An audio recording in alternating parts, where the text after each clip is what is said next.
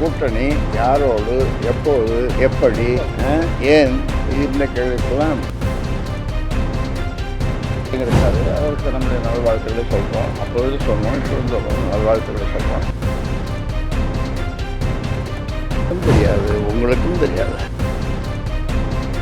வரும், விரைவில் வரும். ஆனால் இங்கேருந்து வருமா, தோட்டத்திலேருந்து வருமானது தெரியாது. எனக்கும் தெரியாது, உங்களுக்கும் தெரியாது. அமித்ஷா வந்து தமிழ்நாட்டில் இருக்காரு. நீங்கள் 2024 அலையன்ஸில் இருந்தவர். என்ன சொல்ல விரும்புகிறீங்க? உங்கள் மீது வந்து மோடி ஒரு நல்ல நட்பில் இருக்காரு.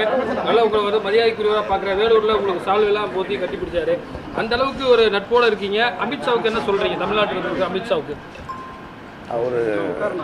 நான் எல்லா தலைவர்களையும் நேசிப்பவன். பல பிரதமர்களோடு தொடர்பில் இருந்தவன். இப்பொழுது மரியாதைக்குரிய மோடி அவர்கள் எனக்கு நெருங்கிய நண்பர். இப்பொழுது இருக்கிற பிரைம் மினிஸ்டர், ஹோம் மினிஸ்டர். அவர் நான் சந்தித்ததில்லை, ஆனாலும் அவரை பற்றி கேள்விப்பட்டிருக்கேன். அவரும் ஒரு பெரிய இந்தியாவை முன்னுக்கு முதல் நம்பராக உலக அளவில் கொண்டு போகணுன்றது அவரும் ஹோம் மினிஸ்டரும் பிரைம் மினிஸ்டரும் சேர்ந்து செயல்படுகிறார்கள். அதனால் அவர்களுக்கு நம்முடைய நல்வாழ்த்துக்களை தெரிவித்துக் கொள்கிறேன். உங்கள் சார்பாகவும் தெரிவித்துக் கொள்கிறேன். அவருக்கு நீங்கள் அவரை வாழ்த்துறீங்களா? நீங்கள் வாழ்த்துறீங்க, நான் வாழ்த்துறேன், நீங்களும் வாழ்த்துங்க. பாமக தலைமையில் இந்த மாதிரியான கருத்து வேறுபாடுகள் கீழே இருக்கிற தொண்டர்களுக்கோ பாமகவுக்கோ சோர்வை கொடுக்கும்னு நினைக்கிறீங்களா? சோர்வெல்லாம் அவங்களுக்கு வரவே வராது. எப்பொழுதும் சோர்வு வராது. ஆனால் அவர்களுடைய எதிர்பார்ப்பு நல்ல செய்திகள் வர வேண்டும் என்பதுதான் அவருடைய எதிர்பார்ப்பு. அது வரும், விரைவில் வரும். 2004 மத்திய அமைச்சரவையில் பெரிய பங்கு வகிச்சிங்க. அதுக்கு பிறகு பெரிய அளவிலான ஒரு மத்திய அமைச்சரவைகளில் பாமகவுடைய பங்களிப்பு இல்லாமல் இருக்குது. அது 20 ஆண்டுகளாக இல்லை. அதுக்கு காரணம் நீங்கள்லாம் சரியாக ஓட்டு போடலாம். சரி, இந்த வயது ஒரு இண்டிகேஷன் சொல்கிறீங்க.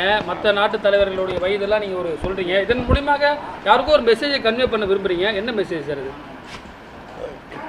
நீங்கள் ஏதோ ஆகிட்டே குசுன்னு பேசி இந்த மாதிரி தெரிஞ்சது. ஒன்று 86 வயசு 87 வயசு வரப்போகுது ராமதாஸுக்கு எதுக்கு அவருக்கு இந்த வயசுலன்னு நீங்கள் யார்கிட்டே குசுன்னு பேசுகிற மாதிரி ஒரு செய்தி. அதுக்காக சொன்னேன். தமிழ்நாட்டில் இப்போ கூட்டணி அரசியல் பேசப்பட்டு இருக்கு. கூட்டணி ஆட்சி அதெல்லாம் பேசிட்டு இருக்காங்க. பாமக நிலைப்பாடு இன்னும் எப்படி உறுதித்தன்மையாக இருக்கு? இந்த கூட்டணி பற்றியெல்லாம் கூட்டணி யாரோடு, எப்போது, எப்படி, ஏன், இந்த கேள்விக்கெல்லாம் இப்பொழுது சொல்ல முடியாது. எப்படியும் ஒரு 2 மாதம் 3 மாதத்தில் அது தெரிய வரும். தெரிய வரும்போது நீங்களும் இருப்பீர்கள். உங்களுடைய அப்போ பல கேள்விகளை கேட்பதற்கு நீங்கள் காத்து கொண்டிருக்கிறீர்கள். இல்லை, மத்திய ஆளும் தலைமையா மாநிலத்தில் ஆளும் தலைமையிலையா கூட்டணி? மத்தியில் தான் ஆட்சி அமைஞ்சாச்சு. இல்லை, கூட்டணியில் மாநிலத்தில் தான் இப்போ நடக்க போகுது. மாநில கட்சியோட தேசிய கட்சியோட கூட்டணி மாநில கட்சியோட இருக்குமா இல்லை தேசிய கட்சியோட இருக்குமா? அது எப்படி ஒன்றாலும் இருக்கலாம். ஒன்றும் இல்லை, நீ ஒரு ஆலோசனை நீங்களே சொல்லலாம் எப்படி இருக்கணும். உங்கள் ஆலோசனை கேட்டுக்கிறேன்.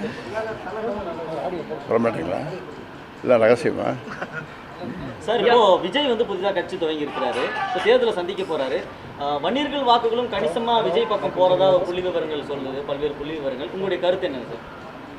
கட்சி யாருன்னா தொடங்கலாம். இப்போ அவர் தொடங்கியிருக்காரு. அவருக்கு நம்முடைய நல்வாழ்த்துக்களை சொல்கிறோம். அப்பொழுது சொன்னோம், இப்பொழுது சொல்கிறோம், நல்வாழ்த்துக்களை சொல்கிறோம்.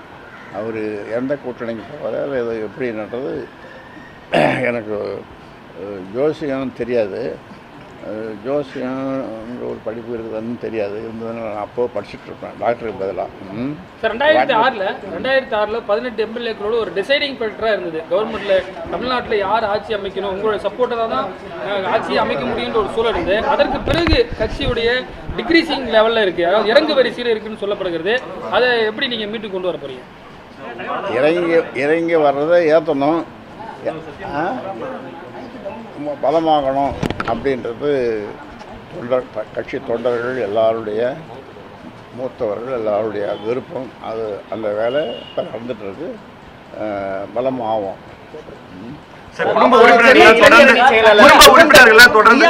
உறுப்பினர்கள்லாம் தொடர்ந்து இப்ப சந்திச்சிட்டு இருக்காங்க. முகுந்தனை சந்திச்சாரு, எல்லாரும் வந்திருக்காங்க. குடும்ப உறுப்பினர் பல்லு டாக்டர்கிட்ட போகணும். அப்புறம் இன்னைக்கு வேற ஒரு டாக்டர் இன்னைக்கு சண்டே இல்லை, ஞாயிற்றுக்கிழமை, அதெல்லாம் பார்க்க முடியாது. இன்னொருத்தரை பார்க்கணும், டாக்டர் செங்குட்டுவேல். அவர் பார்க்கணும். உங்களுடைய நீண்டகால நண்பர் குருமூர்த்தி அவர்களை சென்னை வந்திருக்கீங்க, சென்னையில் எதுவும் சந்திச்சிங்களா, ஏதாவது சொன்னார், ஏதாவது பேசுனீங்களா? சந்திச்சோம். சென்னையில சந்திச்சீங்களா? சென்னையில் சந்திச்சோம். தைலாபுரத்துக்கு வந்தார், அங்கேயும் சந்திச்சோம். இங்கேயும் வந்தார், இங்கேயும் சந்திச்சோம். சார் முன்னாள் மத்திய அமைச்சர் அன்புமணி ராமதாஸ் வந்து தைலாபுரத்தில் சந்திச்சாரு. அப்ப என்ன பேசுனீங்க சார்? அதெல்லாம் சரி.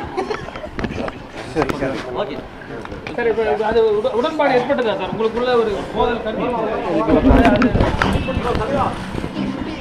அதெல்லாம் ரகசியம்.